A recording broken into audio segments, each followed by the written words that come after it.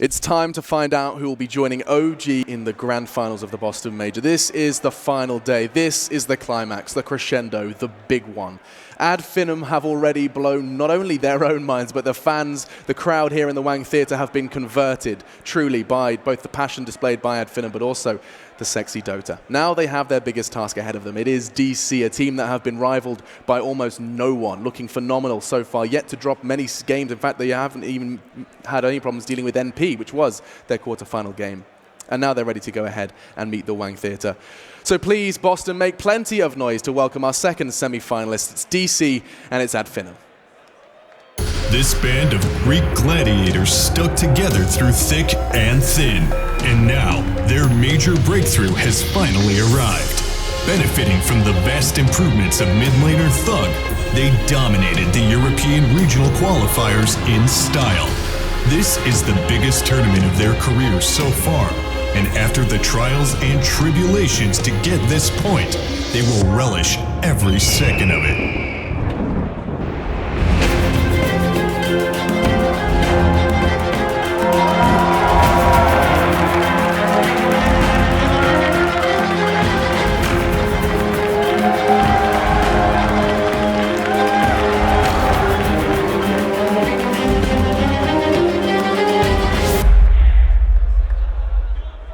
Welcome on stage, FINEM.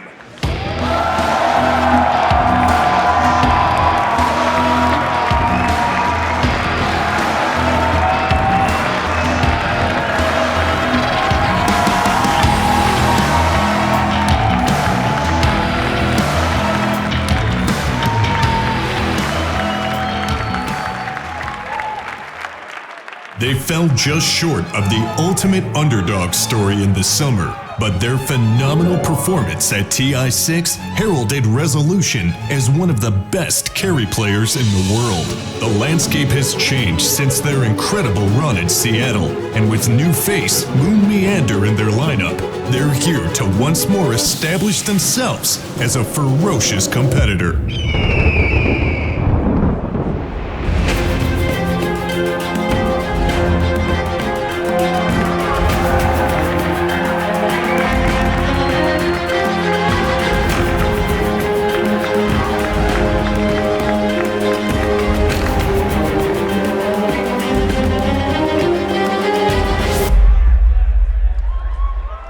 Welcome on stage, Digital Chaos.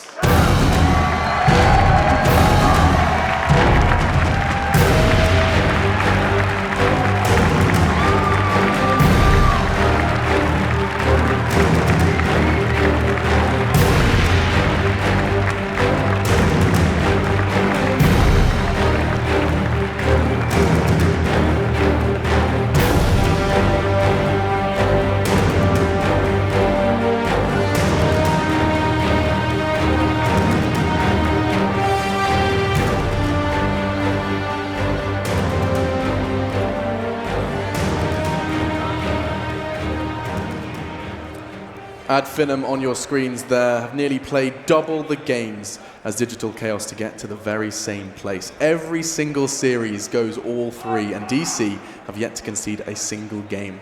Will that be changed here by the Greeks? Well, we'll have the opportunity to find out.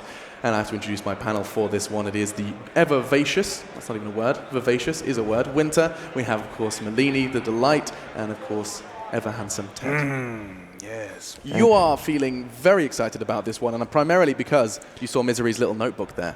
Well, I like that he walked it out. Most people leave it on the thing, but he's obviously like studying as he walks out onto the stage, ready for that draft. The thing is with DC, I mean, I was chatting to them. They like FINEM. Everybody likes FINEM. It's hard to hate. They're likable guys, but DC, the crushers of dreams. DC stands for Dream Crushers. They beat Faceless, right? Ice, he was a fan favorite. Team MP, definitely a crowd favorite. Crushed, and now FINEM. I hope the story doesn't end for FINEM here, but the Dream Crushers might be too strong. It does seem like that's the expectation, that DC have come into this game, or rather into this tournament, Melini, as absolute tanks, yet to drop a single game. It's absurd. Yeah, no one really had too much tape on them after TI. They got second at TI, which was very unexpected. After that, they only played 7 games. They lost 5 of those 7, and we didn't really know what to expect from them. They could have placed 8 or 9 through 16th. No one would have been surprised, right. I don't think. They played like elimination mode. Yeah, didn't they played elimination mode. Yeah, after that, they didn't really play in an official, like an actual tournament. They played in a different mode, so it's very hard to get information. So do you think that's a deliberate choice, or genuinely just something that's has benefited them accidentally? Benefited them accidentally. Accidentally, they've just kind of not necessarily been playing these games, and now they're sitting there looking very, very, very powerful. I mean, it's possible. I mean, they might be thinking that we shouldn't really play in any events right now. We want to focus on the next major. There's nothing that we want to show.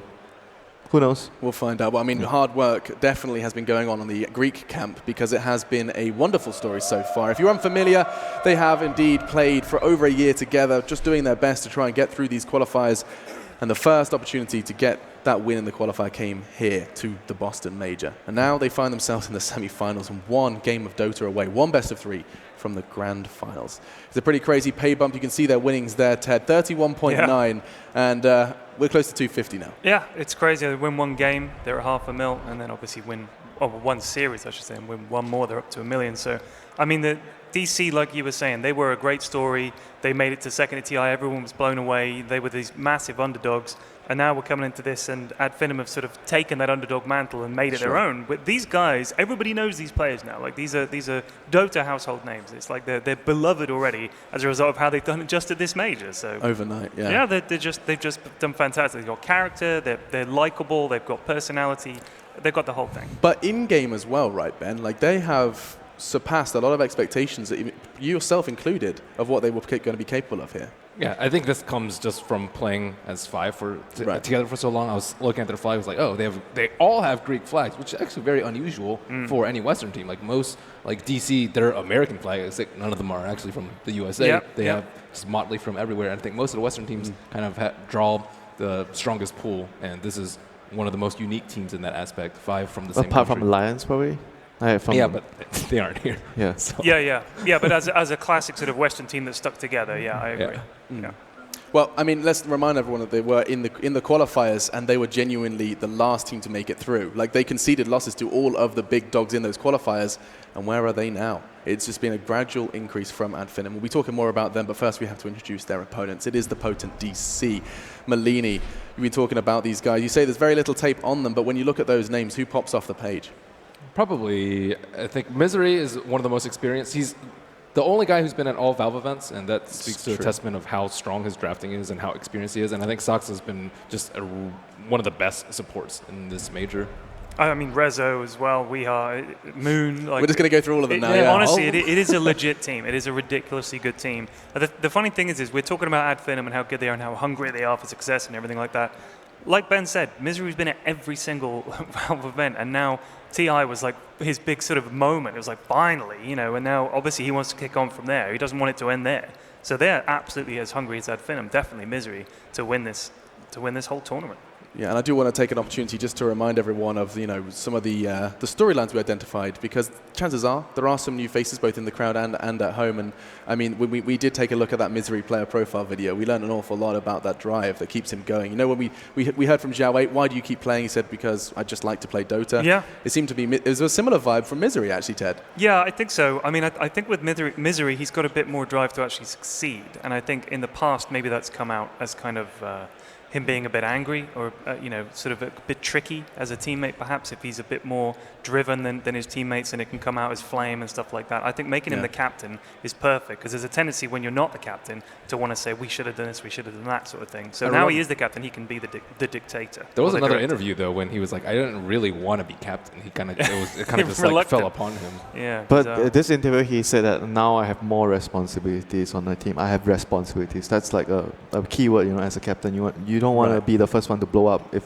the game is not going good. You need to take care of your team, make sure everyone is composed. Forces a change in thinking, maybe, for him. He needs to change his personality. I love that we're talking about composed leaders, and then you remember who's actually leading at FINEM, who literally... There are a bunch of ways to lead. Spartan, by the way. Yeah, there are different ways to lead. You can lead from a chair up on the hill in a tent with a nice cup of tea, or you can lead on the front lines. Yeah, like Leonidas. Yeah, that's what Spartan is. He's charging it first. Follow me, lads. He's first. So, he is indeed. Well, we can bring up that mid matchup, because that is our featured matchup for this game. There is a reason for it, and I'll let these guys explain exactly why. Weeha and Thug. Thug, one of the most improved players, at least. We've heard it from himself, we've heard it from analysts, a big catalyst behind FINEM's rise to power. He won with Puck. That's kind of a miracle nowadays. Twice, I think. Twice. Yeah, that is something. I mean, that's the other thing. We're kind of talking about Ad Finnem as if it's just teamwork, as if there's some kind of, it's just purely that these are a bunch of guys that just did together. They also have incredible individual talent. Like this is a rare thing to have, that you can have players that play well together and they're also capable of these moments of brilliance. So we saw it so far in their story. So yeah, Thug is definitely ridiculous. He has a very wide hero pool though. Like for a newer mid player, he plays like TA, OD, Puck. He played Alchemist. He played most of the mid heroes, and it's very, very surprising for like a new and inexperienced mid player. Well, what's so much fun about him as well as a player is that, yes, Puck is one of his more played, but you know what's above that? The only thing that's above that and that will make kind of Winter shiver is Queen of Pain. It's almost double the amount of games he's played on Puck. Well, in the interview with his teammates, I remember they all said that his favorite hero is Queen of Pain. All right, somebody needs to pause that on stream and type it out somewhere because that's ridiculous. Oh, that's the Madara thing. Okay. Oh, there we go. Yeah, got him. Oh. I'm just going to let that brew. Hi, Reddit. Worth. Hi. Predictions. Let's get into it. We'll start along with Mr. Ted. You haven't seen the draft, I understand, and I know that you have had an... In fact, where is it? What? Let me just what get it for you. Let me get it for you. Oh, did I threw my Ad Finnem You card threw in your Ad Finnem celebration card at me. yesterday. Do you want to, there you go. I am going to keep this here because I did say that I thought they would win the tournament some time ago. And honestly, I can't bet against them at this point. I know that everything says that they should lose this series. They should. But I'm going to say Ad Finnem all the way, baby. Okay. He's putting his prediction in his heart, Malini. Are you going to predict with your head or your heart? I'll go with DC. I think they're just a stronger team on paper, and they didn't actually win TI, so I still think they have that drive to come in first at a big event like this. And that's an interesting juxtaposition with what Winter's saying. He thinks that Ad Finnem are the hungriest. He saw that yesterday, saw that hunger. But surely there's the desire there for DC. But still, at a stage like this, they already surprised everyone, so... I kind of can't really feel like they can't do anything. I think they can beat anyone right now with the confidence they have. So I'm going to go with Ad Finnem. Yeah, Winter! Oh, I did not see that coming. Yeah. Winter has been truly, truly caught by the Ad Finnem bug. And that means I have to make a choice. There you go. Choice made. Lock it in. Now, I'm not saying that the Ad Finnem storyline is ending here. Alex, please. Okay, fine. 3 for Ad Finnem. They've done it. They have converted me. But this is entirely with my heart. Entirely because these guys bring something very special to the stage. And it's enjoyable to watch. And DC will do the same with their Dota. But just one. Malini's going to be sitting there looking rather smug as soon as that first game could be over. I have no doubt about it. But Ad Finnem have overcome. They've gone one series down. Or rather, one game down and proceeded to come back in series many times. A team that played all 3 games every series and a team that has never played a 3-game series. It's perfect, isn't it? I also think Ad Finnem's run was slightly harder, having to beat Newbie. Playing more games might not be a bad thing, Ted. You get more into the zone, you get a better grasp of the game. You figure it out, you've got it. You've got the tournament meta down. Ad Finnem. Their opponents were certainly much tougher. Yeah, that's what he's talking about. First round was what, MVP for DC, and then we had Newbie Faceless. for Faceless. Faceless, and then they had to play against Newbie. And Newbie, a lot of people thought, maybe Newbie will just immediately knock them out. But I think they've gotten stronger. Ad Finnem have gotten a lot stronger throughout the tournament. Definitely. They got a lot more confident with their playstyle as well. Yeah, they used to be the king of chokers. I was really disappointed to see them every single time. Slap bang? Did 2 people vote? Is that how it worked? 50-50, bang on the nose. Yeah. Love that. Well, what better way to get ready for this one with those predictions? It seems like the crowd is genuinely 50-50. We might have a little Weehaw fan here. IO are kind of at rigged. Never forget. Yeah, we won't. We won't. Never forget. We are loading into the draft, so let's start that discussion. This is where the game really, truly does begin. Everything else has been fanfare and lights, but now palms start to get sweaty and you realize just how much both money, pride, and everything else is on the line with this first ban. The draft is about to begin. Winter, what are your initial expectations? We've seen some unusual picks from the Greeks already.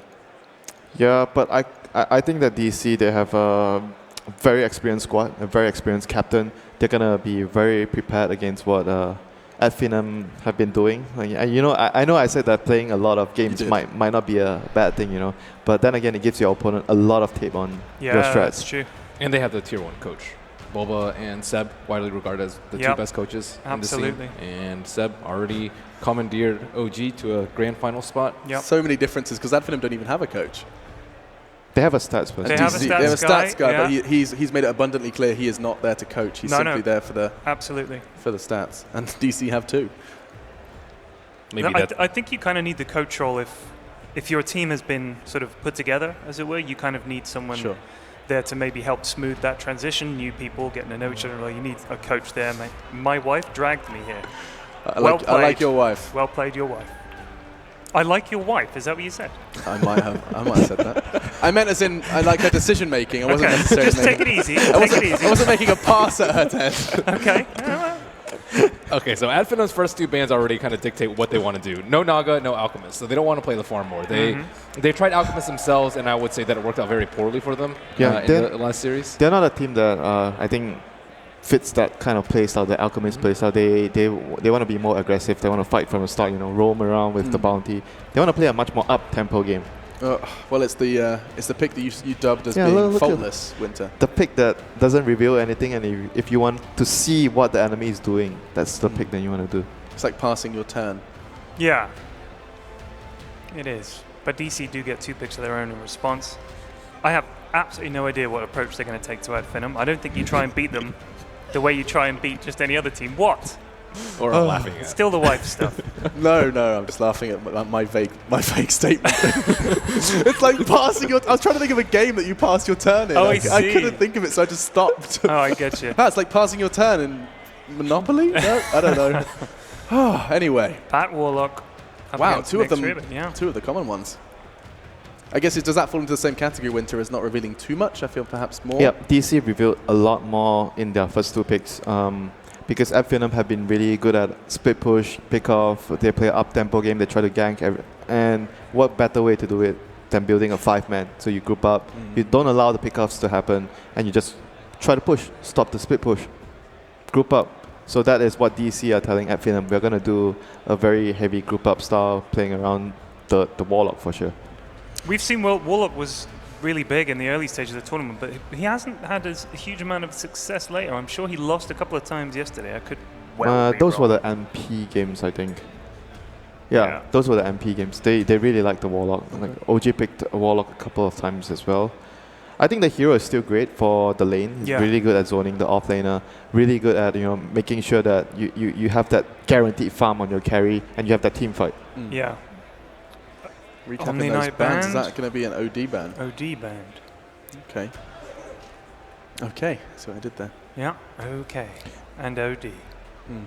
The Omni Knight ban is like something I know DC like to pick a lot. I think I remember Moon Meander playing it, and right now there's a Bat Rider. I'm not sure if they do it on the support position. Maybe I might have missed the game. But overall, I think Omni Knight plus Bat Rider on the dual lane. I mean, in pubs, you see it a lot. It's very, very potent, and it's great at allowing the Bat Rider to initiate against the Nyx, because the problem you face as Bat against the Nyx is the carapace. And having the repel on the Bat Rider fixes the problem. Seems like they want to keep it just a purely fighting game if you're at FINEM. Yeah, that's how they want to play the game, Like they just want to be able to get those pickoffs. They do not want to stop and farm, and the 4 players will be fighting, and Madara on the other hand, he'll be doing his thing. Are you worried about Drow Ranger at all? It's actually gone untouched. Okay, Yeah. never mind, just got banned. Still room for a Marana in here. I mean, we've been talking about at FINEM and their success, and a lot of it has come when there is something big on Madara, right? I mean, it's this kind of, you call it the babysit surrounding The 4 Madara. protect 1. 4 protect 1. 4 protect 1. That's for Adfin, and the other 4 heroes would just be making plays around the map. Like for DC right now, they removed the OD, they removed Sniper, heroes that are really good in the lane, and both heroes are, I think, 2 of the best heroes, apart from Puck of Tug. He's been really good at the OD and the Sniper. During the group stages, I was able to cast the games where they first faced the Sniper, and it worked out really well for them. So what do you think about for Rezo Zero? Are they going to go like way more team fight with like a Luna? Or do you think it's going to be more of a pickoff style with Lifestealer? and or Slurk. Possible.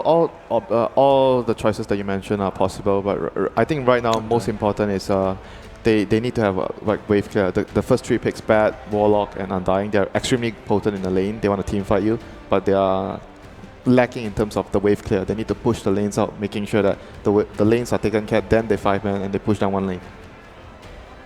So that's basically what they are lacking in the last 2 picks, and for FINEM. So are we not expecting any of the usual FINEM curveballs? I mean, almost every draft we've had something that has been a little bit surprising. We had that lovely storyline where Spartan was like, yeah, oh, he accidentally picked Morphling, and he was really good at it once, so let's give it to him now. Morphling, I think, is really good in this game, too. Yeah. You like it? Yeah. Yeah, because those 3 heroes are not very good at taking out the Morphling.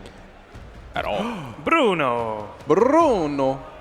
Hey. Give us a wave, Bruno. Bruno, wave. No. Should have asked him a question. Rejected. So for FINEM, like we talked about, looking for that carry, Morphling would be a good pickup for them. But then again, usually when they pick his hero, they leave it to the later part of the heroes. But they're gonna go for it now with the combination with the Nyx. Very strong at fighting early. Very good in the lane against the Bat Rider. You don't have much opportunities for the Bat to kill you because of the rage. We've seen some very polarizing performances on Lifestealer, haven't we? We've seen some incredibly strong performances, and we've also seen, like, it seems to be one or the other. We rarely see a kind of a middle of the pack, underwhelming Lifestealer. I mean, that hero is either you get a really, really good game, you're far ahead, or the hero doesn't get far ahead enough and you just don't do much in the team. In the team fights, you get controlled, you get kited. I mean, in this game right now, DC have a pretty good lane at dealing with the Lifestealer. I think Undying's a pretty good dual lane with Bat against the Lifestealer, even though you can't really kill him that easily because of Rage, but the decay is very annoying for the Lifestealer. Yeah, his farming hard, obviously. That kind of sucks for him, but yeah, I think a Morph pick would have been good without the ability to catch him, but they like to run him with the Wisp, didn't they? And without the Wisp, maybe they're thinking... They still ran it without the Wisp, but it's just, you can't really team fight early. The other thing you need to consider with the Morph is he doesn't do very well. I mean, you're a carry player, Ben, so you're going to know, like, Bat Rider screws you in the lane. If you don't have a very strong lane, it's very difficult for you to farm. And DC is still on the same train. They're going to 5-man, they want to push towers with the DK pickup there, and that's going to provide them with some of the wave clear with the Breathe Fire. Hey, I'm worried that they've been baited into this Timbersaw pick. Look, Weeha knows. He's like, yep. It's happened. I mean, the matchup isn't really exactly that bad as people think, though. I think one of the group stage games that I saw a very well-played DK against Timbersaw matchup, he used... It might have been Weeha, I'm not sure who it was, but he was able to use the Breathe Fire very well in making the last hits of the Timbersaw really difficult. And with the regen of your passive, you're going to be able to manage that lane pretty well. Move the U forward a bit. There you go. Now move the R forward a bit. There we go. Nice. That's amazing. Well done, guys. Well done. So, interestingly enough, we have actually seen the first three drafted by FINEM in the same order before in an LGDFY game. They went for all the exact same 3, and they actually managed to pick it up that win. And that final ban from DC is very clear that they want to assume control of the early game. They removed the Ogre. Those Ogre against Undying, like one of the matchups that we talk a lot about in the early game, where you just make sure that the Undying doesn't do his job, and the Undying is trying to bully the Ogre around. So that's out of the picture for FINEM. They are looking for most likely an MNT hero here. The Bounty is still available. Mirana is still available for them. I think they want a bit of AoE for clear and stuff. I think Mirana would be a decent shout. I still think they need more team fight. But are they going to be able to team fight? Warlock, Undying, the Tombstone and the Rock is pretty difficult to run in. And right now, the first 4 heroes of FINEM do not have much team fight at all. Unless Rubik gets a big steal on the Rock or the Tombstone. I don't see them being able to contest team fights with their last pick. I'm not very sure what can they go for, but there's not really much good options here for team fight. I think they're more likely going to stick to the plan where they're going to speed up and fight, take small fights, move them around and try to play around that. I also think they don't scale necessarily particularly well. Like if they just try and stall it out with, like, let's say Keeper or something like that, I think they can go for a very heavy carry on resolution, and then they can just push down towers very early and take it late on Digital Chaos. So you have the early and the late game, and they have the laning advantage with the. So you prefer like a Batrider scaling 4-0 for FINEM, so it gives them more late game security since they are trying to stall the game. I think so, and because Digital Chaos have the last pick, they'll probably have the upper edge. Oh, moly. So do you like that for scaling? Ooh. Yeah, I think it's good. It gives them the team fight that they need. Although Warlock is going to be one of those heroes that will always be able to stop the Enigma, I think this adds added pressure into Digital Chaos going to the late game. Yeah, you can get BKBs, and yeah, you can get your items, but Enigma is going to be really, really strong, and I like that they kind of took it from LGD FY. Yeah, right, they beat it. They beat Zhao 8's Enigma. And now they get to bring it into the semis. And their supports cannot really deal with the Enigma. I guess the Warlock's okay. The Morphling, not on FINEM, but on DC. How do you like that pick up here? Do you think that he's going to be able to do a lot? They have a lot of stuns and disables that can lock down the Morphling though. I don't think Nyx is that great at dealing with a Morphling in the split push, because that's their main anti-split push, right? It's all about the Nyx, but once he gets Lincolns, you can't really do that much. And I think it is going to be the late game that they need. It's just whether or not the Enigma is going to be able to pull off those black holes and fights. Enigma is a really big question mark here. How well? Some would describe it as an Enigma. Hey. All right, let's get into it, guys. It is time for our second semi-final. Our casters are chomping at the bit, and the voices that will be filling the Wang Theatre as this Dota game does go down are none other than gods and capitalists. So let's jump in with them and enjoy the Dota. A team of misfits is how we describe them at TI6. Digital Chaos are now in the semifinals up against FINEM. Once DC were the underdogs, now they are the giant facing up against this Greek crew. Looking at this draft, gods, are you feeling it? Digital Chaos have this last pick Morphling against FINEM. They can definitely take this late. Is this good? It should be good. It suits DC. They like to put Rezo kind of on those big late game carries, be it the Naga we've seen a few times or the Morphling this game. He's had some very successful games on the Morphling itself, so I think it suits them. To me, it's more how they can react to the FINEM pressure. You know this is a team that's going to be coming at you hard and fast in the mid game. They're going to hit these item timings where they get like the mech on the Enigma, Lifestealer Sats getting the Infest Bombs going with his armlet timing. FINEM can be very scary to fight in the mid game if you're not ready for it, and that's when Morphling isn't quite ready to fight. He wants to split push, and the rest of DC have to kind of play 4v5. What about this change of pace from FINEM with the last pick Enigma? That was definitely something that I don't think anybody from the analyst desk was expecting. Haven't seen in a while, but Spartan's actually played quite a lot of the Enigma. It's not an uncommon pick for him. It's like one of his 6th or 7th most played heroes. So he's very comfortable on it, and he feels like he can kind of have that big mid to late game impact on the hero. There is the wall of rock to stop the black hole, but if you're holding the rock till the end of the fight, that's a problem. Normally you want to use the rock very early on to kind of set up a good fatal bond. Oh, nice bounty rune deny. MNT even taunts himself away. He'll make his way out, and that means that our Dragonite is going to be lacking a bit when it comes to that gold. The other bounty rune did go to the Nyx Assassin. He managed to contest the Morphling over that one. His lane is going to be pretty important. He's going to be the one setting up the tempo for Madara's Lifestealer, trying to shut down Resolution's Morphling as early as possible and see if they can actually push this in the mid game, but they should be so dominant. And this is what DC really like to do, is he's contest the off lane, they run 2 heroes up there, initially Misery just throwing a couple decays and also being the hero to block the pull camp. So often if your lane's being contested, you want to make sure you can pull, reset, deny experience, but Misery's not going to allow that, and Madara is going to be getting contested in terms of his farm very early on. Now, what do you think Spartan's going to be doing with his Enigma? Do you think he should be doing a similar scenario, popping out of that jungle area and helping out the Nyx Assassin the way Misery's trying to help out the Batrider? Or do you think he just fully focuses on farm? I like the idea you fully focus on farm. The Enigma just doesn't really pressure the lane as well, and you'll end up perhaps denying a few creeps of Rezos through the conversion and using the extra kind of summons to deny even more, but ultimately you're leeching Skylex XP. I think you're better off just rushing the level 6 and then smoking up, using that black hole, similar to like the Beastmaster jungle, where you just hit that level timing where you've got almost a guaranteed kill using your ultimate. Skylark does seem to be doing just fine by himself. He's already got 2 of the range creeps and gotten himself level 2. Of course, the Morphling is ever dangerous opponent to face up against. An early spike carapace is going to be blown here, expecting a bit more aggression out of that Morphling. Meanwhile, our top lane, Misery, again, trying to contest the pull maybe next time. He did manage to get an easy camp pull, but it's going to be taken away by Misery and fed to Moon Meander. In our mid lane, though, this is where FINEM are actually taking a bit of a lead here. Thanks in part to the Enigma and his early deny, Thug has managed to take an early CS lead over Weehaw. Yeah, interesting. Weehaw going for the poor man shield, knowing that Timber just wants to walk at you and right-click to get the reactive armor procs, but has led to him getting a slower bottle. So he's sitting in this lane without money for a bottle and without the mana to use another Breathe Fire for some time, and could be in some trouble with MNT's rotation. Yeah, he's low enough that maybe a Whirling Death and that heavy stat reduction. Very tanky though. Yeah, it doesn't look like poor it. man shield.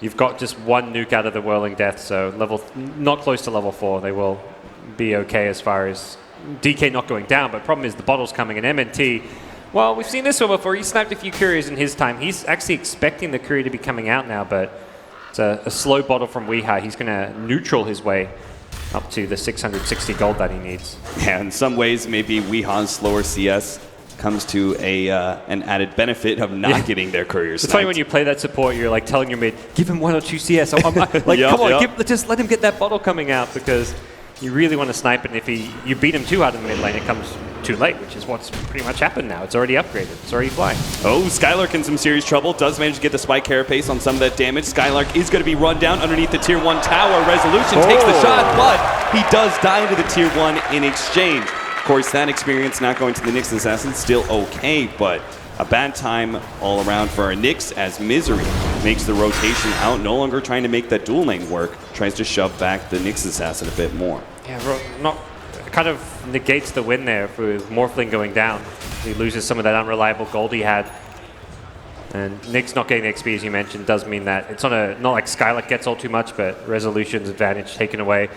So we'll see for now. Spartan just continuing to free farm up the jungle. He's getting closer and closer to that level 6 timing.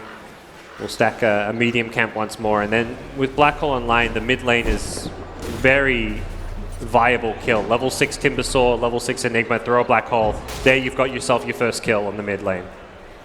Skylark going to be chased away, but he did manage to get the bounty rune.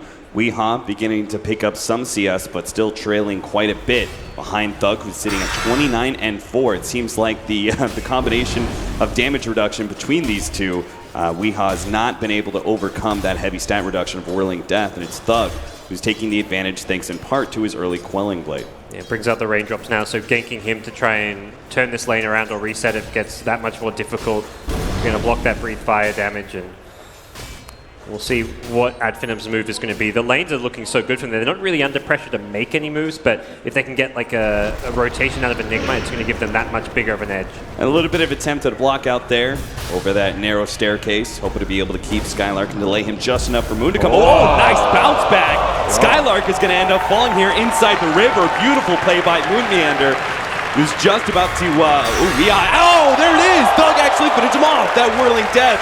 The stat reduction stacking up, and Thug does manage to get that kill with the double damage.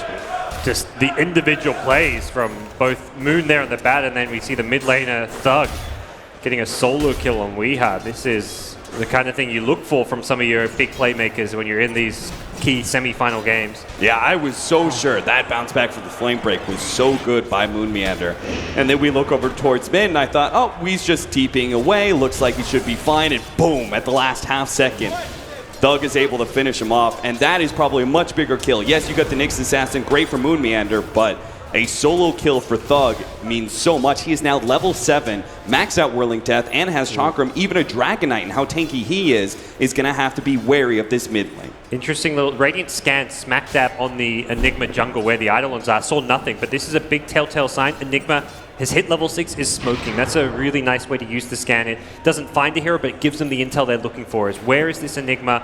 Is he off ganking with the Black Hole? And when you don't see him at those camps, you damn well expect him to be rotating somewhere on the map. Yeah, they look and try and place a nice aggressive ward to be able to see rotations into the off-lane camp. Spartan's still able to sleep on by here with his smoke. He's going to go in deep into the jungle. Timbersaw has a TP. That's perhaps the big playmaker that can come down to this bottom lane as well. Maybe next time's already made his rotation, so they are going to set up for a potential 4-man fight here. Resolution's already blowed the way for him too. This is perfect time for FINEM to be able to come in from behind. Spartan's here. He will manage to get it before the Dragon Tail. No, something that's done. They're going to be able to combo. Double kill for Skylark. And now they actually look for more.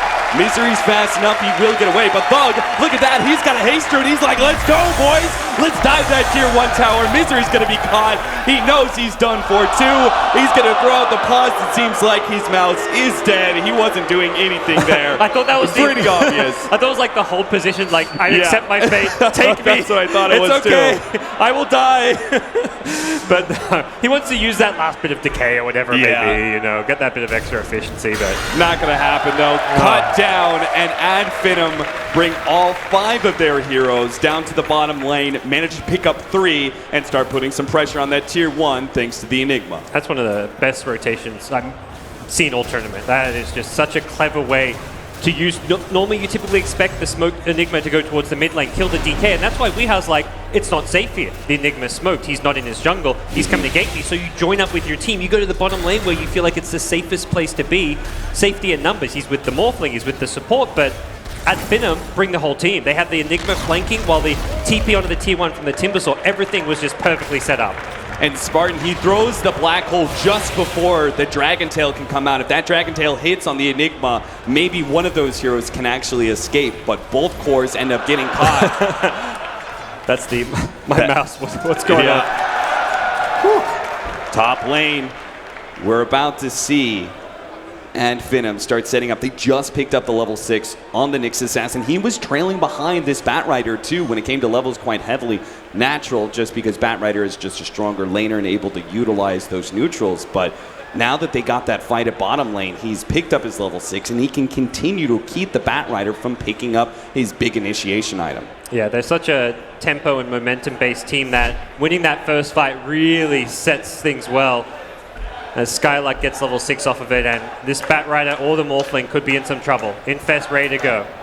As long as they hit this Impale, there really shouldn't be any way for Moon Meander to get out. Misery's here too. They're going to pop it, and where's the Impale? They're actually going to go for Moon Meander. They missed the Impale. The slow is on to Misery. Looks like they try to get greedy and go for 2 different kills here, but Misery's going to be able to heal himself up.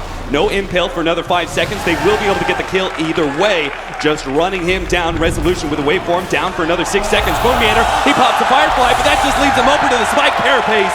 Double kill from Madara. A bit of a bumble there by FINEM, but swiftly recovered. Skylark may have to give up his life. He's running deep into the side of Digital Chaos's map. If he can buy 20 seconds, he's got another Vendetta. Okay, but he doesn't get hit by the waveform. He's at least buying a lot of time, and there's no one on the other side to cut him off.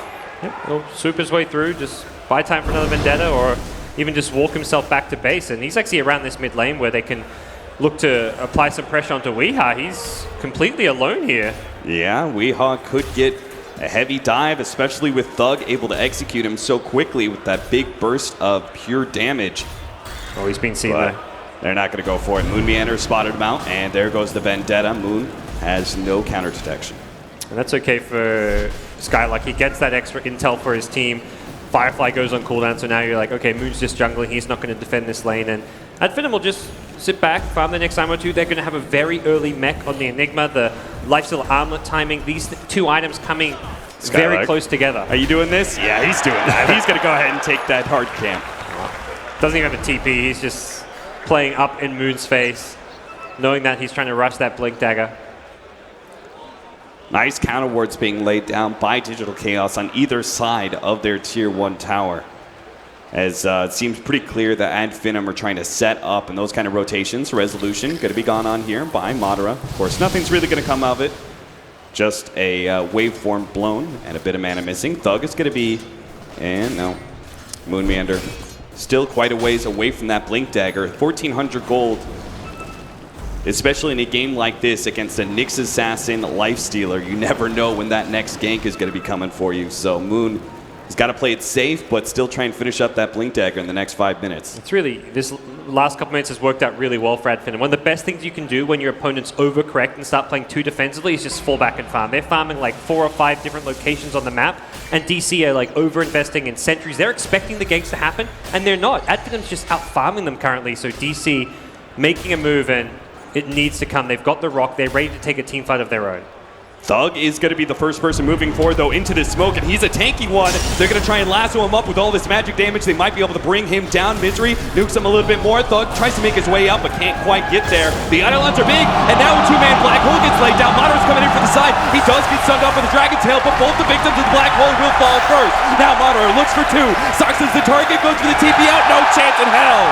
Madara takes the killing spree, and they push forward through mid. 3 kills and the rock. They lose just the Timbersaw. That's a very acceptable loss for AdFin. They're not going to get top in time to defend the Tier 1 tower. Resolution making use of the space being created by his team. But when it's space in the form of multiple deaths. Skylark, okay. Resolution looks for them. Oh, nice Malphus just out in time. Now Spartan's going to be able to get away, but it looks like the Dragonite was still able to get that kill on the Nyx Assassin. Thug is back here now, and they have the mech for Spartan. But they know there's no black hole, so DC want to get this Tier 1 mid now. And they know the Lightstealer TP'd up to top lane, so he'd have to trek himself all the way through the river to make it to this mid lane engagement. FINEM, though, do have some pretty good holding abilities. They've got both the Fate Bolt, which we've seen Rubik hold multiple times against various pushes, and Timbersaw, probably one of the better cores to keep Tier 1 towers alive. So tanky, and a nice bit of wave clear as well. Yeah, similar to the Black Hole being on cooldown, as is the Chaotic Offering, so DC themselves not going to overcommit towards that mid lane, and it's really FINEM who can make those next couple moves. Even with Black Hole on cooldown, it can be a scenario where they use just the Infest and the Nyx and try to find pickoffs rather than a team fight. So much attention being played to Thug that at Digital Chaos actually think that, oh, we can actually move forward, keep going for this next hero, but the Black Hole and all of FINEM circling up like that, they just managed to get so many picks off of that continued aggression from Digital Chaos. They just as easily could have tried to back away after they killed Thug, but trying to threaten Spartan's life as well is really what caught them in the end. Yeah, and it doesn't cripple Thug's farm really at all here. He's still sitting on 5.1k net worth, pieces towards the Bloodstone coming up, so he's not been hit too hard by DC. That mid lane went very well from him. This is the Infest gank as mentioned. Skylark and Lifesteal just trying to roam around, find a single scan, it kill. lasts just long enough. There's a sentry. There are going to be sentries here. They might be able to catch, but Thug is making his first maneuver, managed to push 2 of the heroes into the trees, catches one right before the TP out. Now Moonmeander comes forward, but he's already been caught. He gets right to the Carapace. 3 down for Digital Chaos, and FINEM just do not slow down. That has been their story throughout this entire tournament, from the qualifiers to the main event. This team just keeps on going, and FINEM will take a Tier 1 tower to follow this team fight of theirs.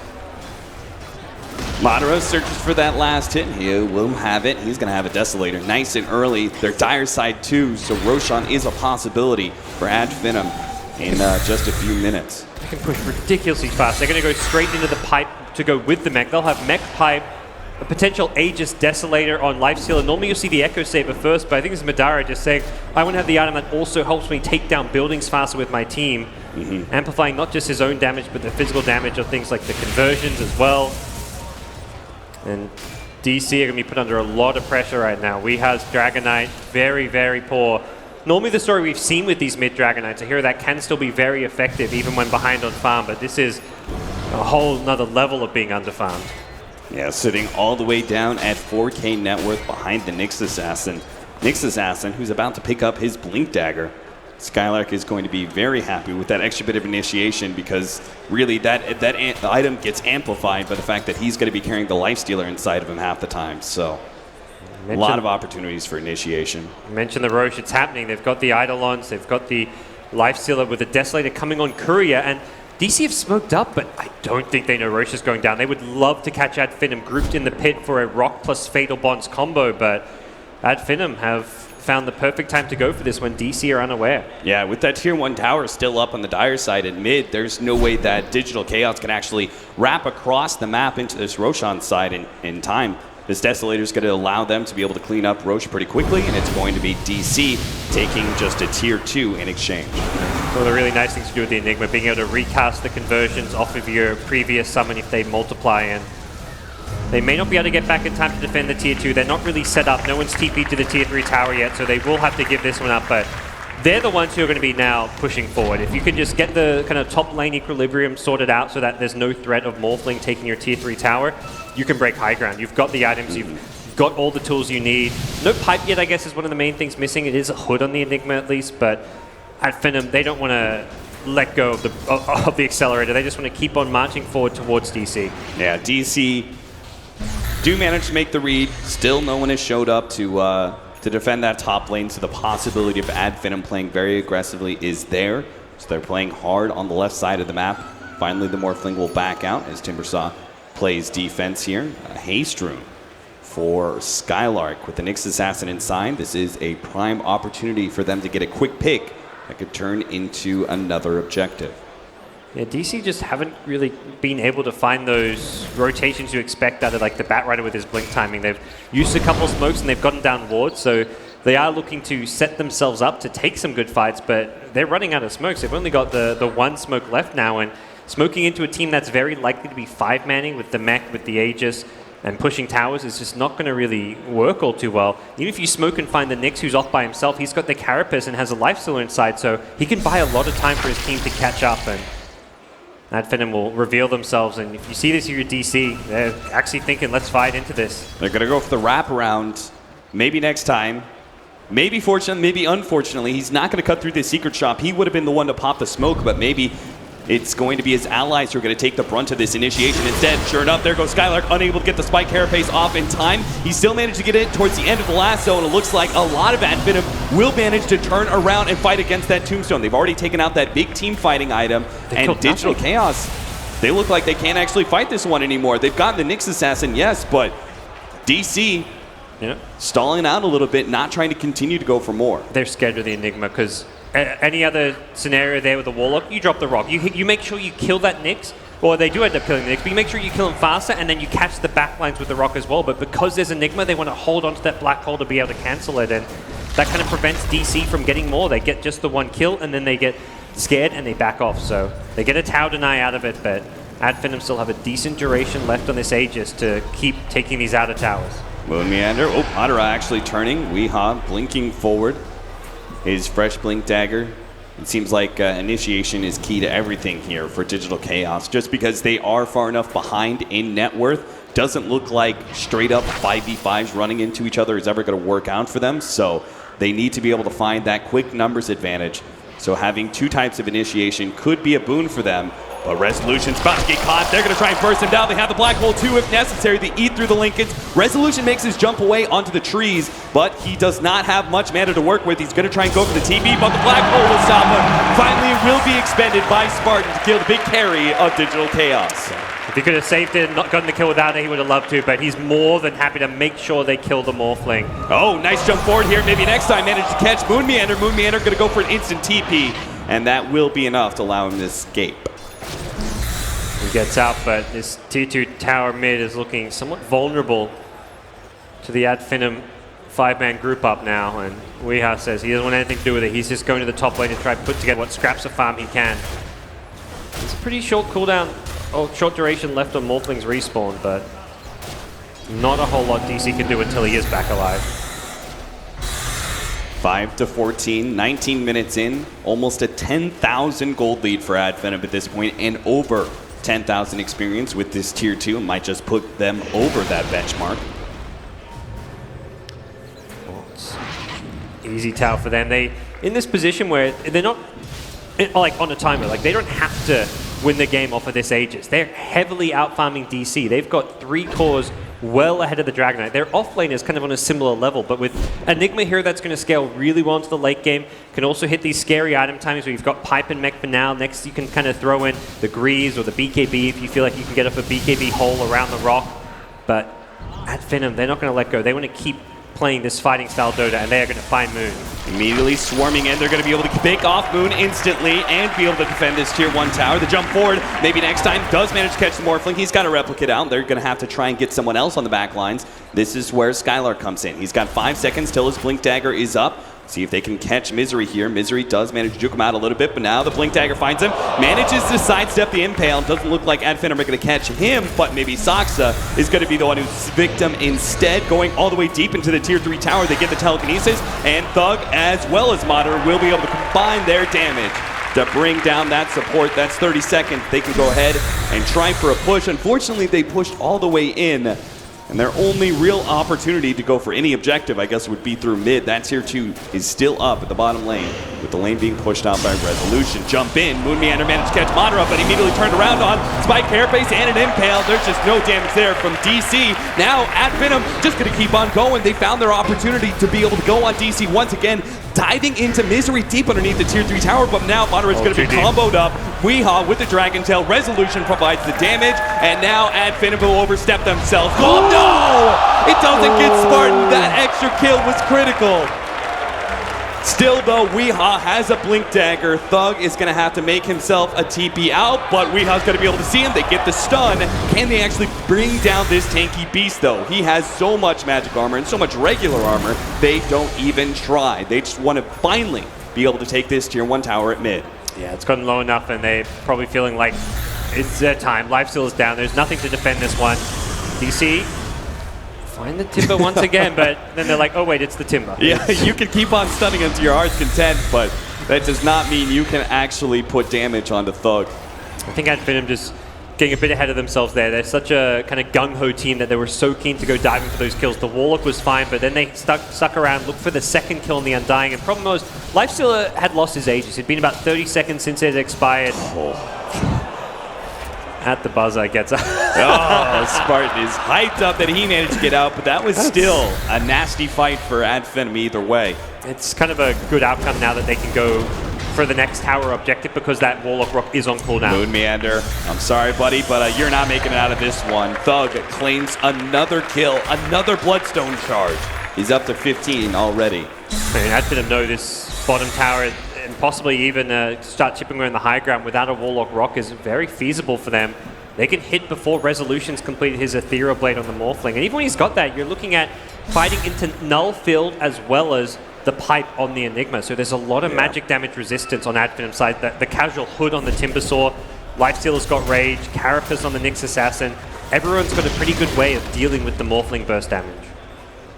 FINEM may not even give the opportunity for Resolution to complete that Ethereal Blade, as Thug is going to start marching uphill. He's going to be the big tank of this tier 3. We've got Madara outputting the damage thanks to his Desolator, Armlet, as well as an Echo Saber picked up not too long ago. Skylark's ready to go with the initiation. He's on the back lines, currently vendetted up.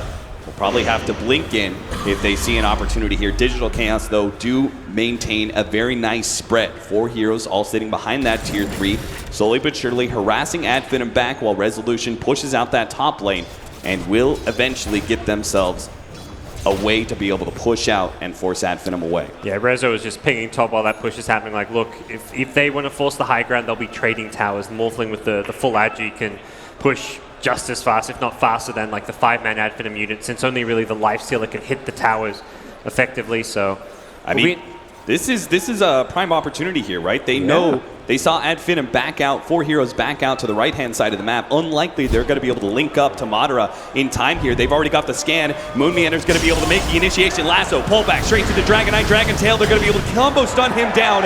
Skylark tried to get in there with a Spike Carapace, but the rest of FINEM were just seconds away from being there for the full-out team fight. DC just moved fast enough. That was such a great read, and like you say, how fast they got there. They did not hesitate. A lot of teams would be like, all right, let's smoke, guys. They just backed off. They take 10 seconds to group up, then they smoke up, then they spend another 5-10 seconds deciding where to go. DC knew exactly where they were going and were all ready to go the second FINEM were out of their base. So very decisive play from them.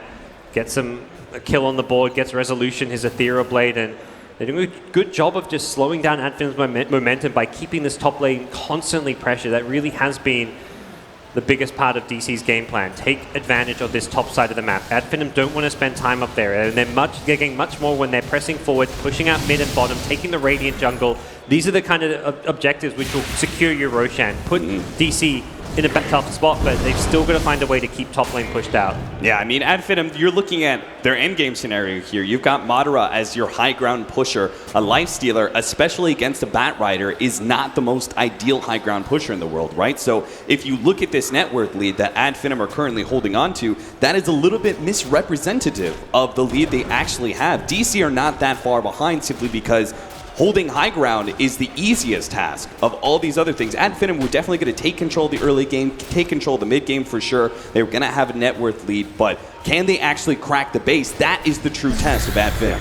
I think there's still a big question to be asked as to how are they going to get farm on heroes other than Morphling, since Morphling's the only one getting on the map. If Ad FINEM do want to play the economy game, they can farm very big luxury items, like get a Lincoln Sphere on the Enigma to put on the Lifestealer, get a Solar Crest. Timbersaur's going to have a Lotus Orb that he can put on the Lifestealer, so it's a very tough late game to play as like a kind of single carry Lifestealer against a Batrider, but they can kind of overcome that by sheer item advantage if they get to that point. Ideally, they don't want to get to that point, and that's where Thug, he picked up a Boots of Travel. It's kind of going to be his job to deal with that top lane, push it out, and then he can rejoin his team using those travels, but this game is still, in a very tough place for DC just because of the farm distribution. Another round of initiation, and this one may come as a big surprise to Resolution, who's still pushing out that bottom lane. They have Spartan with a Blink Dagger now. His Lincolns will not keep him safe anymore. But fortunately, he will play it relatively conservative, pushes out just the tier 3 immediately, jumps to his replicate, starts going for the push on the opposite side of the map. Yeah, had that last couple seconds of replicate, so didn't force anything out of it, but it's the infested Nyx Assassin making moves. There's a Sentry Ward nearby, but he doesn't walk into it. Seems that FINEM, though, just going to farm up the enemy Ancients, realizing that time spent inside looking for ganks that aren't happening is time wasted, and they want to get their next item or two. Get the AC and get that kind of reach their win condition. What do you think? Skylark is holding on to a rather large amount of gold here. Yeah. We usually see Nyx Assassins, if they want to go ahead and pick up the early Midas, they'd pick it up by now. If they wanted an Aghanim Scepter, they'd have a point booster. Well, there it is. So indecision, I imagine. Probably those talk like, does he get the Lotus Orb? But Timbersaur has the Plate Mail, so could be he's going to get the Lotus Orb, if not the Shivers. Shivers is there's not enough physical damage on the Radiant side to like demand the Shivers card. If anything, it feels like Lotus Orb could be more impactful, but no, he does go Shivers. Okay, well, item. That does kind of still put us at that conundrum of who's going to be protecting this Lifestealer against the lasso initiation. We want to see a Lincoln's, we want to see a Lotus Orb. So far, it's just been Skylark with a Blink Carapace.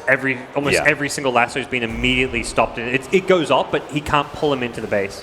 And we've seen something that like Digital Chaos can change their play according to that. We saw Zhao Wei in their match against Ad FINEM routinely make his initiation without Firefly, just so it didn't give that opportunity to the Nyx Assassin. If we start seeing Moon Meander do something similar here, that Spike Carapace is going to remain as an irrelevant counter-initiation. Yeah, as it stands, the Lifestealer not really farming all too much, so DC, it's not like they're choosing to play defensive. It's very hard to get on the map because they don't have much access to smokes. When they've had smokes, they've made them count, which has probably been one of the biggest testaments to their understanding and their read of this game. But when they don't have those smokes, the map control, the vision, very favorable for Ad FINEM. They can scout with the Nyx Assassin. They've got the gem now on the Enigma as well. Resolution. He's going to be up here. Able to get this. Spartan can lead with the Black Hole. They got it with the Impale. Black Hole combination. Resolution is done.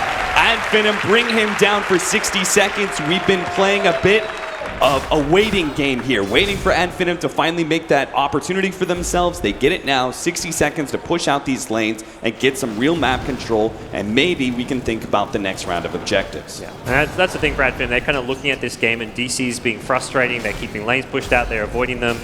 I think they just understood that, all right, if we were actually going to go to the late game, who's the hero that's going to beat us? It's the Morphling. If we can just gank him, use the Black Hole, even if we don't get a Rax off of it, we're still going to scale better. But they're in a position with this top lane pushing out, they could get a Rax off this one if Morphling doesn't want to buy back. And even if he does, there's no split push threat. It's forcing DC into a 5v5 fight. Thug will hold this tier 3. Madara starts laying out the damage. He's got the Hyperstone, not the full out AC just yet, but they are still chunking this tier 3 tower down pretty quick. Moon Meander. Very They're early going to try fight. and wait it out. Not sure if they want to stick around too much longer, but Morphling 5 seconds till he's back. 5 seconds and an initiation about to come through. Weehan leads with a stun onto Madara, forces out the rage. Now with the rage going down, they manage to pull back Madara, but again, the Nyx assassin with the spike carapace is there. Madara will manage to infest inside a creep, and he has the Aegis ready to go. FINEM will take the melee racks and be very happy with that. They may still try and fight though now that they have the high ground advantage. As DC comes forth, there goes Chaotic offering onto 3, but still Weehan just can't output the damage. Nice double stun. Once again, Skylar comes through in the clutch. They take down the Aegis of the lifestealer, but it doesn't really matter. And FINEM are still full 5-man up, and in the background, retreat. Saksa can't even get back to the fountain. Thug managed to pick him up, and now they can turn their attention towards a tier 3 at mid. Digital Chaos, are they going to be forced into more buybacks? Forced into more buybacks, or possibly even calling this game if they can't find a way to hold their second melee rack. That infest worked out so well. Madara was on the back lines. He stayed in that creep, and when the fight broke out, he pops out. He's like, oh, here's a back. Here's a warlock. I've just killed your back lines, who normally it's hard to get to. DC making it easy for FINEM to take that fight, even without the black hole. The sustain just too much. Oh, jump forward, nice pick off there on the Rubik. That's one way to scare FINEM back. Weehan looking for more here, but still can't find it. Moon Meander can jump forward again. The spike carapace does manage to claim him. All the heroes of FINEM turn their attention towards that Bat Rider, blow him up real quick. And Weehan, again, he just bought back. He does have no items whatsoever. He really can't output the damage. That's all in resolution. He comes forward with the BKB. They almost bring down Spartan. Looks like they should be able to after that ethereal frame. And Misery goes down as Thug just rips him apart with all that pure damage. Madara's going to be the next target of resolution. Rage goes down and an infest inside Thug, who is practically unkillable, so Thug is just going to make his escape for it. The Lifestealer, DC can't possibly keep up with the mobility of the Timbersaw at this point. They hold the melee racks. They also take off the gem from the Enigma, so some small saving graces for DC in the end there. They did have to buy back the Bat Rider, but the swing by taking the gem limits what FINEM can do. But if you're FINEM, you're thinking, well, we've got that first melee racks, we took the tier 3. Let's go back to slowing things down, waiting out for that next Roshan, looking for the opportunities rather than forcing an opportunity, which is what ended up happening there in the mid lane. By forcing that melee racks as DC are respawning, you put yourself in a tough spot. If you wait for the pickoffs, use the Nyx Assassin to scout around with the Lifestealer, then you put yourself in the driver's seat. Yeah, they do have to start respecting this Morphling. They can go ahead and disrespect the rest of DC as much as they want. They're so far down in net worth that the damage is just pitiful, but Morphling, he's the true carry here of Digital Chaos, and they're going to have to respect his shotgun combination, even just his right-click damage. Now that he has a BKB, he can play a lot more aggressively as just a physical damage dealer as well. Yeah, that's going to be the key thing. Curious to see what he goes next. May look to something like even just a casual Blink Dagger for that initiation with the quick burst and get out, but it seems FINEM, they feel good. They've got the black hole back up. They want to take a fight on the DC side. Skylark, though, isn't with the team, and that's not just Skylark, that's a Lifestealer infested, so I'm trying to decide whether they want to play the pick-off game or the 5-man down mid game. Maybe they're kind of posing like, oh, hey, we're going for this push at mid, when in reality they're just kind of like doing that and seeing if they can catch the Morphling when he goes for a split push. You know, he naturally sees 3 heroes, and he's like, oh, I can farm top, I can farm their jungler or something. But the reality is DC are playing much more safe. Yeah, and we saw kind of top lane, if they want to kill that Morph, they need to bring 4 heroes, perhaps Enigma and Timbersaw for the burst damage and lockdown potential. The Nyx and Nyx can't really do it as a 2-man unit, but you know, kind of DC want to even just move out a little bit on the map to get down some wards. Radiant Vision is purely directly outside of their base. They can't get out on the map at all. The counter ward is there, so our Nyx Assassin combination is not going to be able to get the jump onto resolution. He waits on high ground for his farm. Spartan's been sitting very patiently down here at bottom lane. Expecting a Morphling, perhaps? He can't really kill Morph with just the Timber. Timbersaw's the one with Boots of Travel. I guess Lifestealer could infest the Timbersaw, but yeah, no other Boots of Travel available, so it seems like he was just waiting to see if anyone's going to come out. He can farm and push this now. Got 2k gold, so some good farm on him. Few pokes and prods here from FINEM, but ultimately they are deciding, as you suggested, wait for the next Roshan, finish up some items. They've already got some big ticket items that they completed not so long ago. Aghanims on both the Timbersaw as well as the Nyx Assassin and AC from Madara. And they actually have a lot of gold in the bank as well to be able to work around this Roshan. Oh, and a double damage. Just, you know, as a little gift from Ice Frog. His approval of this Greek team. So they should be able to get this Aegis pretty easily. Unlikely that DC are going to be able to form any sort of response, as they are, I believe, entirely out of smokes. No, they got one on Misery to work with. Well, if they wanted to contest Roshan, it's too late now. They're drawing lines to push out the lanes more likely than anything. They may want to, yeah, at this point they'll have to save that smoke for the high ground defense, looking to perhaps wrap around, catch someone like the Enigma on the back lines. It will be a, it looks like a refresher. Could be the Lincoln Sphere though, as mentioned. That's one of the kind of, I mean, he is going all utility so far. It's a question of whether he goes for the big playmaking item now or just the item that's going to help out Madara's Lifestealer. But as it stands, with an Aegis in hand, they want to just kind of control the lanes, push him out, and then get ready to have the Lifestealer siege the high ground. Problem is, Lifesteal with an Aegis isn't always a Lifesteal with 2 lives. He gets pulled really deep into the Radiant base by the Bat Rider. Things can get kind of troublesome. And there is 2 Force Staffs. Misery has one as well. So Moon can use his own as well as Misery's to pull the Lifestealer in deep. And that forces an Ad Finum fight that isn't really to their liking. If you're fighting under the tier 4s, things can get very, very messy. Now we do have that defensive item. Lotus Orb is the choice for Spartan. They have an Aegis. Really, they have everything they need, I think, on Ad Finum to try and finish out this game. Yeah, you put the Lifesteal on there, he rages with a Lotus Orb, hits for 4 or 5 seconds, backs off. You can just rinse, repeat this, and it's a very safe way to siege, but the question is, do you find the initiation opportunities? Can Skylark find a jump, or can Moon find a jump? Who's going to get the better initiation first?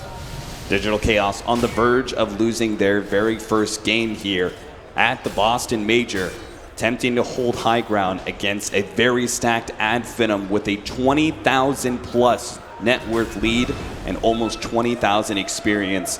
It really doesn't get much harder than this for DC. Yeah, their back is against the wall for sure, and it's just finding that way to put together their team fight, guarantee that Morphling can burst here. He's got buyback for this fight as well, which is going to be important if he wants to fully commit in first.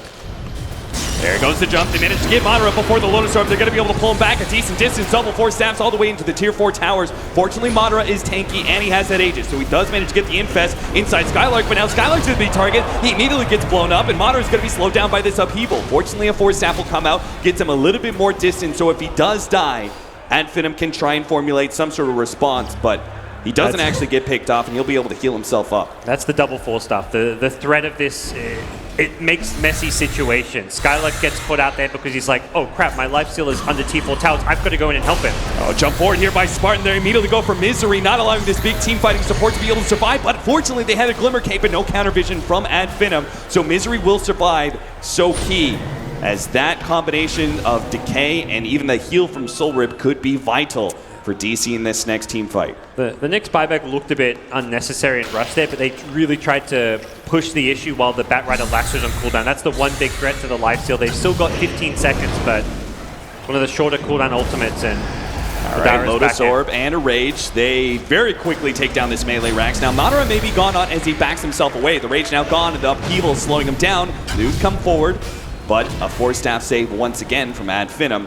Maybe next time, always in position to be able to help out his core. That's second melee Rax. They've still got 2 minutes of Aegis. If they want to switch it up, they can now head towards bottom, probably deciding that this range Rax isn't really a big objective to get. If anything, working on the tier 3 tower with Aegis could be a more important plan for them. It's kind of like we'll take a free TP in the jungle, but yeah, it's Ad Finum who are going to continue to set this tempo. Basically saying to DC, what's your move? What are you going to do to stop us from just taking apart your base, one building at a time? And so far it's been DC trying to just get that one pick off and then turn it into a favorable fight, but Ad Finum are playing some very safe and calculated Dota. This is a team normally known for their aggression, but their high ground siege has been done in a very clean way.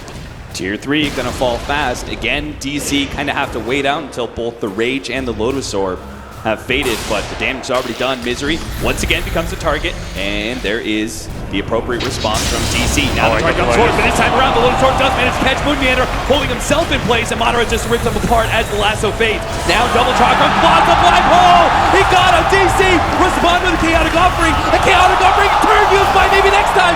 He turns it against Digital Chaos, and DC begin to fall. Weehaw right in the front is going to really take us to his own death. No, he actually turns. He's armletting, and he's going to be able to fight against Spartan. And Spartan making his way out will be able to take away from Misery as well. But Thug, he moves forward, goes for Resolution. Resolution has to make his way back to the fountain somehow, as Thug trying to cut him off will manage to slow him down with this Scotty. This death is so important for Thug if he can actually get the appropriate pure damage. He moves forward, shock him out, but they are getting so many heroes on the backside. Weehaw's gonna die again.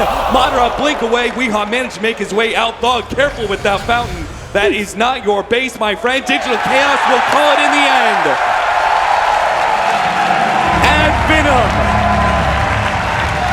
When does it stop? I don't know.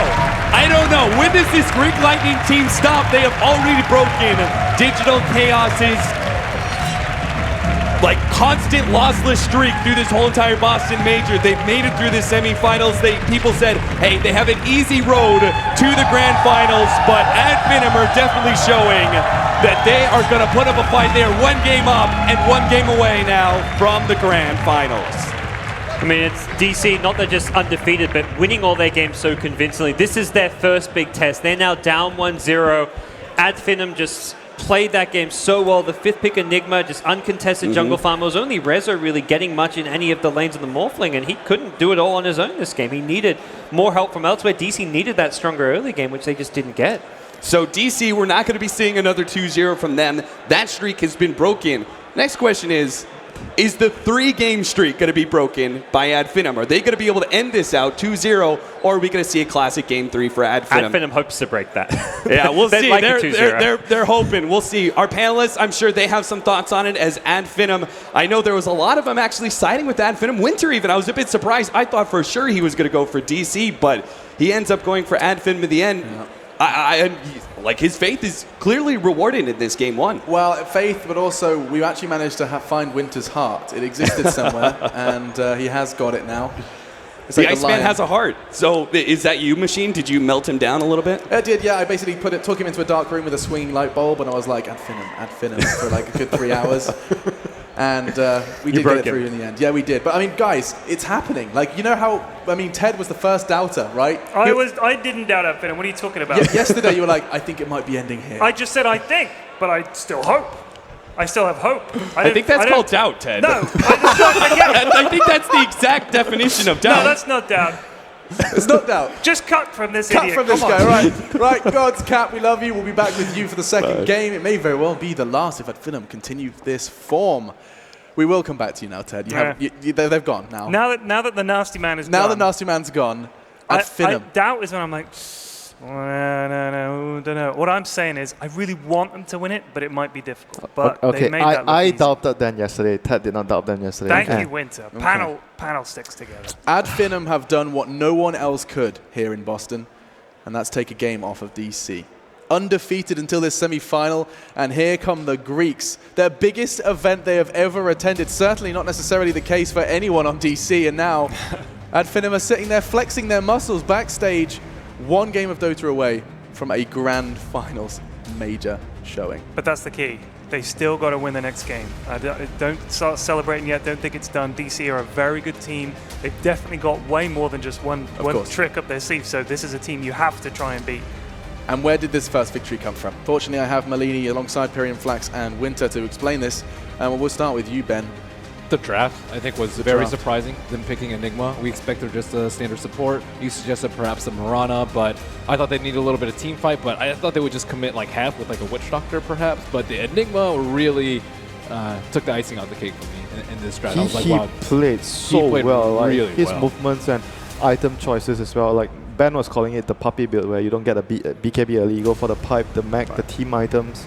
And he was just there for his team, especially here, the biggest movement I felt he made in the game. He moved down when DC was trying to capitalize on the Dragon Knight ultimate to push down the tower. He came from behind, he got a black hole on 2 cores. That was his first big play there in the game.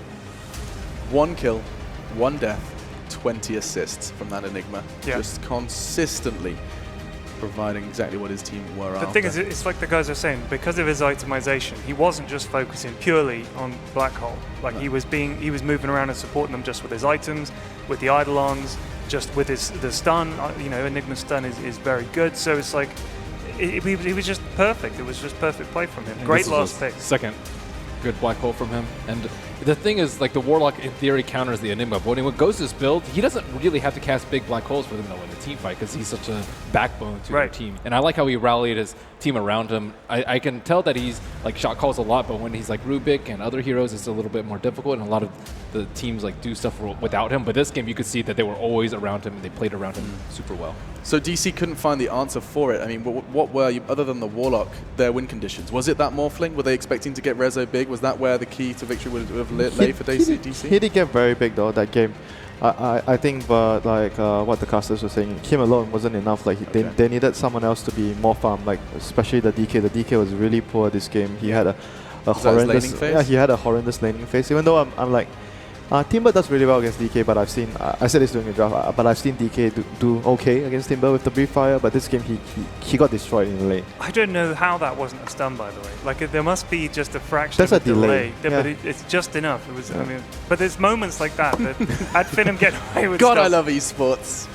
But it's those little moments, like when they barely escape or he just gets away, it does add up. And if you have enough of those in a row, it must demoralize a team, even a team like DC. Yeah, it's not only the Enigma, at the end of the day, Tuck had a great game on that Timber, so he was absolutely amazing. He was making so much space, running in, doing damage, tanking for his team. He had so much farm as well. And it's not a hero that he spams. You mentioned that he played Queen of Pain even more than the Puck. And Timbersaw is he's kind of a own special hero, and he plays the TA, the OD. Winter and I were talking about it. It's like, how does he play all these heroes so well, aside from the Alchemist?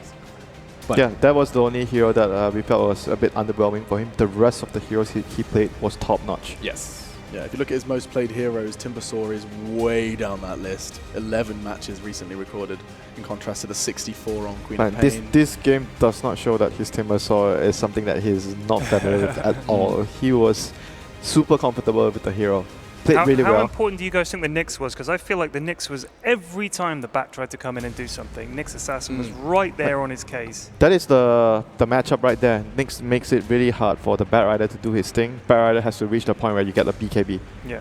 Then you can deal with the Nyx. That's why in the second phase ban, remember, they removed the Omni, because the Omni would allow the Bat Rider to get to that stage without the BKB, because you have the repel. Yeah, it was a good ban.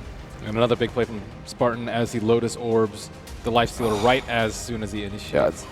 And the Enigma's all sexy now. We were talking about this, Ben. The Rubik steal there as well. I mean, I think when you've got certain lineups against you, obviously being able to steal Golem is not that tricky. It's like Rubik should be able to do that enough it's time. It's so stressful as well, because if you're the Warlock this game, you have to wait. Even if you see a good rock, you have to hold on to the rock. You need to cancel the black hole. And he was like waiting and waiting. And finally the black hole comes, he drops his rock, and he has no time to react to the steal, and he gives away the rock. It was just a very difficult game for Saksa. Yeah, a lot of combination, stress and whatnot. And it was even more difficult for us to pick an MVP on FINEM. Like, the whole team played really, really well. It really was. And I mean, these celebrations, I do want to just take a quick dive into the player's perspective here, Winter, is a big victory. But as Ted did, hastily remind us, this is not it. This is not the semi-final victory. It is just one in the series. Is there a possibility for over-celebration, over-hype, or does anything like this, any of this kind of, I don't know how to describe it, any of this aura, this positive aura surrounding FINEM, can it have adverse effects? It's literally like Winter says, that's just them.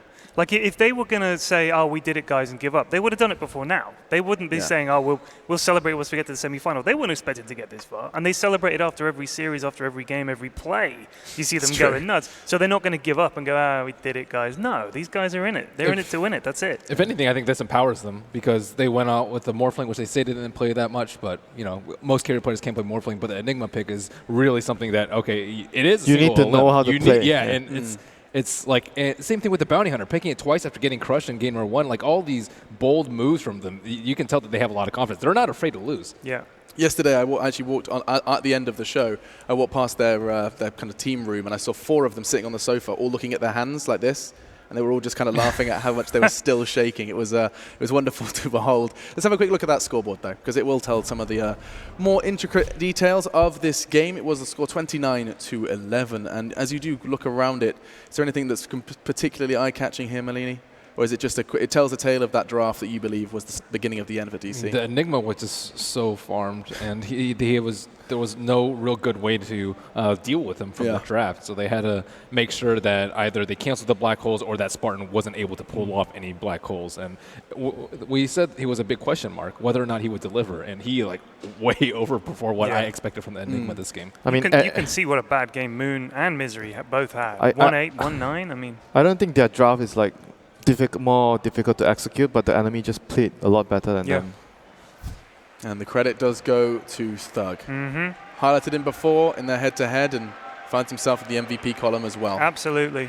Crowd behind that one as well. Yeah, he was superb. Of course, mastermind behind that Timbersaw. Big work from him, and you can tell, without even looking, that FINEM have made their way back onto stage. I can tell you that for absolutely nothing, as Boston has been completely converted. You take away their North Americans, they will find the Greeks, it seems, as Spartan in his interviews, and you can even see Madara hyping himself up for this next game. Right, talking of hype, there's no one that gets me more hyped than the one, the only Purge. We'll head over to him to break down that first game and what went oh so right.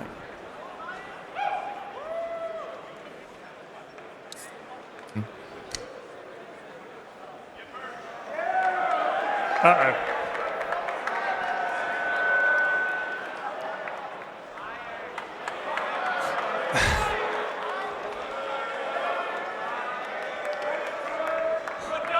We can't hear you, Kev. You should be able to hear There me. we go. All right. Ooh. My bad. All right, Enigma is really the name of the game here. The Enigma pick was last moment. The cool thing about it is that it's very greedy, but there's a lot of different ways that it can be good and it can be bad. Number one way that it's greedy is that you're not going to be in lane very often. So because you're not going to be in lane very often, your opponents can exploit some of your other lane matchups, and you only have one support instead of two. The other way that it's greedy is that it's very exploitable if your opponents actually follow it down. And we saw FINEM do that against LGD the other day very effectively. So the way that DC reacted to this, they didn't actually run the Undying after the Enigma, probably likely because of the fact that Undying doesn't transition very well after being behind from laning so much. But ultimately, Enigma got a pretty well-timed level 6. Sat in the jungle, really cool to see the Midnight Pulse killing the neutral creeps and things like that. That was pretty amazing. And the big part is that he actually hit level 6 at around 4.5 minutes, which is pretty standard timing for Enigma. So really, you might think, okay, DC didn't do anything about this, but the way that they actually reacted was interesting. If you take a look at this moment here, we have a scan at about 5 minutes, 40 seconds. They're checking to see if Enigma's there. They scan the place that Enigma is most likely at, which is between those two camps on the jungle. After they scanned for that, they expected him to be there, and what they did is they went to go place an observer ward down on the cliff near Roche. And that's because if you take a look at the map, by the way, just one thing to point out, Sock's only level 3 here on the Warlock. The thing to look at is what they expected was they wanted to group up with their team and push towards the tier 1 tower. That's why they placed the observer ward here on the cliff so that they could actually spot any dire heroes coming this way. So they're actually expecting the Enigma, because he wasn't there from the scan, to come down here and engage in this area. But instead, he actually smoked in the base and ran all the way around and approached from this way. So because of where they expected the Enigma to be and the ward that was in the area, they thought they were going to be all in the clear. But you guys know what happened. It was a black hole on 2 big cores. And this kind of led to the next issue. Because the Enigma was the last pick, the only ways they could interrupt Black Hole was Warlock 6, which they didn't have, maybe a Morphling with Adaptive Strike past the points of level 8, level 9, or maybe Dragon Knight with his ultimate. But because he didn't stun the Enigma there, pretty much everything changed. Got lots more clips. So because of that, they killed the tier 1 bottom, which gave them a big advantage. They killed the tier 1 top, and then they got to this point here with a lasso.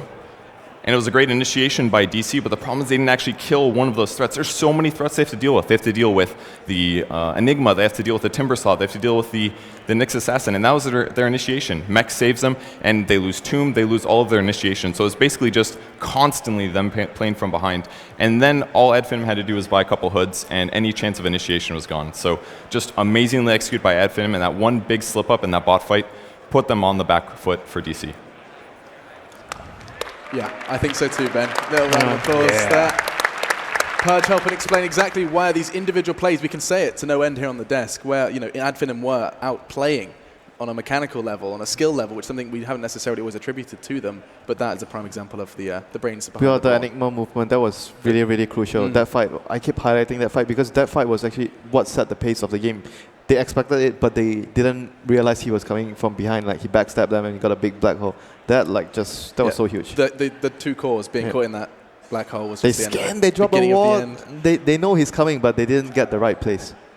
Didn't quite work out for DC, but as we always will never hesitate to remind you, it is just game one. And game two is almost ready to go. It's